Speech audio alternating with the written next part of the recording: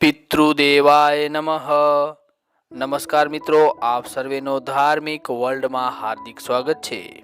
મિત્રો, શ્રાદ્ધ પક્ષ શરૂ થઈ ગયો છે અને આ શ્રાદ્ધના 16 દિવસો દરમિયાન દરેક હિન્દુના ઘરમાં તેમના પિતૃઓને ખુશ કરવા, તૃપ્ત કરવા માટે શ્રાદ્ધ, તર્પણ કે ઘણા એવા કાર્યો કરવામાં આવે છે કે જેનાથી પિતૃઓ ખુશ થાય, તૃપ્ત થાય.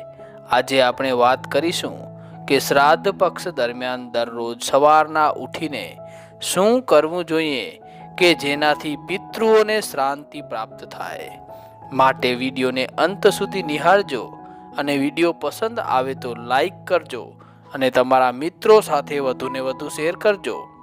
મિત્રો, એવું માનવામાં આવે છે કે પિતૃ પક્ષમાં પિતૃ પ્રસન્ન થાય તો જીવનમાં આવતી અડચણો દૂર થાય છે.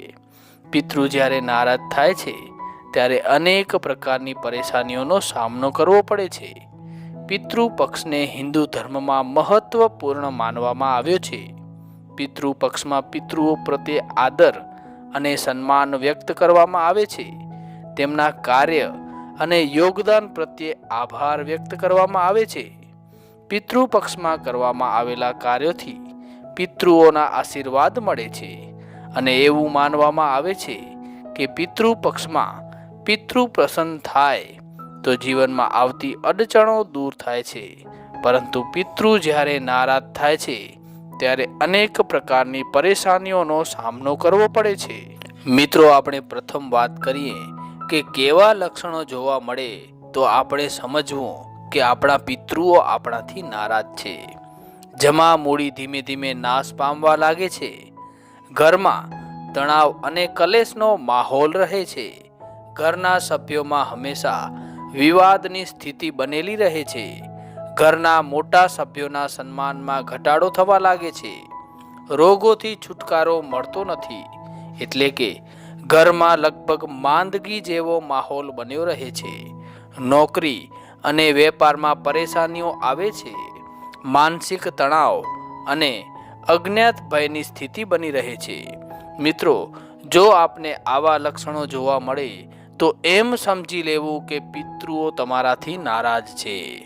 આગળ વાત કરીએ કે પિતૃઓની મુક્તિ માટે પિંડદાનના મહત્વનું. ભાદરવા મહિનામાં આવતો શ્રાદ્ધ પક્ષ પિતૃઓની તૃપ્તિ તથા પુત્રોએ માતા પિતાના ઋણમાંથી મુક્ત થવાનો અવસર ગણાય છે. ગરુડ પુરાણમાં નર્ક તેમજ પિતૃલોકનું વર્ણન છે. તેમાં પિતૃઓની મુક્તિ માટે પિંડદાનનું મહત્વ બતાવાયું છે. જે પુત્ર પિંડદાન અથવા શ્રાદ્ધ ક્રિયા કરે છે તેને પિતૃઓ પ્રસન્ન થઈ ધન, ધાન, સુખ, વૈભવ અને યશ કીર્તિ પ્રાપ્ત થાય તેવા આશીર્વાદ આપે છે. મિત્રો, શ્રાદ્ધના 15 દિવસ દરમિયાન નવા ઘરનું વાસ્તુ, યજ્ઞ, ગૃહ પ્રવેશ, લગ્ન વગેરે શુભ કાર્યો થતા નથી. શ્રાદ્ધના દિવસે 5 બાળકીઓ અને બ્રાહ્મણોને જમાડવા જોઈએ. હવે મિત્રો, વાત કરીએ કે પિતૃ પક્ષમાં આપણે સવારના ઉઠીને શું કરવું જોઈએ. તો પિતૃ પક્ષમાં રોજ સવારે ઉઠીને પિતૃઓને યાદ કરવા જોઈએ. ઘરમાં પિતૃઓ દ્વારા કરવામાં આવેલ કાર્યોની ચર્ચા કરવી જોઈએ. પિતૃઓ પ્રત્યે આદર ભાવ રાખવું જોઈએ. ઘરની છત પર પક્ષીઓ માટે ભોજન રાખવું જોઈએ. ગાયને દરરોજ રોટલી અથવા ઘાસ ખવડાવવું જોઈએ. પિતૃ પક્ષમાં ભિક્ષા માંગનારાઓનું ખાસ ધ્યાન રાખવું જોઈએ. તેમને નિરાશ ન કરવા જોઈએ અને યોગ્ય દાન દક્ષિણા આપવી જોઈએ. પિતૃ પક્ષમાં ક્રોધ, અહંકાર, નશો, લોભ, નિંદા વગેરેથી બચવું જોઈએ અને મનમાં સકારાત્મક વિચારો રાખવા જોઈએ.